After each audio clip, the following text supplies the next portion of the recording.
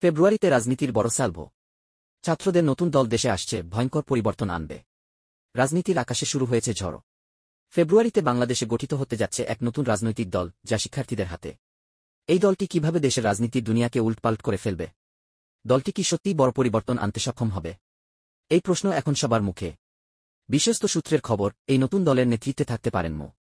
নাহিদ ইসলাম, যিনি বর্তমানে অন্তর্বর্তীকালীন সরকারের তথ্য ও সম্প্রচার উপদেষ্টা। দলটি একটি শক্তিশালী বার্তা নিয়ে আসছে, বিএনপির ভোটব্যাংককে টার্গেট করা এবং নতুন রাজনৈতিক শক্তি হিসেবে আবির্ভূত হওয়া। এটা এমন এক চ্যালেঞ্জ, যা দেশের রাজনীতির রীতি বদলে দিতে পারে। নতুন দলের নেতৃত্ব নিয়ে বিভিন্ন জল্পনা-কল্পনা চলছে, কিন্তু নাহিদ ইসলামের নাম সবসময় শীর্ষে। তবে দলের কাঠামো এবং উদ্দেশ্য নিয়ে আলোচনা এখনও চলছে। কিন্তু এটাও পরিষ্কার, এই দলটি বাংলাদেশের রাজনীতির পরিস্থিতি পাল্টে দিতে চাইছে।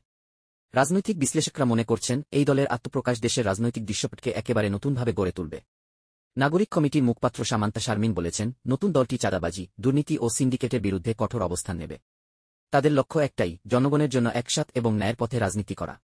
তারা ঘোষণা করেছেন, অতীতে যারা আওয়ামী লীগ বা বিএনপির দুর্নীতির সঙ্গে যুক্ত ছিলেন, তাদের দলে নেওয়া হবে না। রাজনৈতিক বিশ্লেষকরা মনে করছেন, এই দলটি আওয়ামী লীগ ও বিএনপির মতো শক্তিশালী দলগুলোর বিরুদ্ধে এক বড় প্রতিদ্বন্দ্বী হতে পারে। তবে প্রশ্ন একটাই, এটি কি সফল হবে নাকি অন্য দলগুলোর মতো হারিয়ে যাবে? এদিকে রাজনৈতিক উত্তেজনা তুঙ্গে। জনগণ জানতে চাইছে, এই নতুন দল কি সত্যি এক নতুন দিগন্ত খুলে দিতে পারবে? তারা কি দেশব্যাপী জনপ্রিয়তা অর্জন করতে পারবে? আপনি কি মনে করেন, ছাত্রদের এই নতুন দল বাংলাদেশের রাজনীতিতে এক বিপ্লব ঘটাতে পারবে?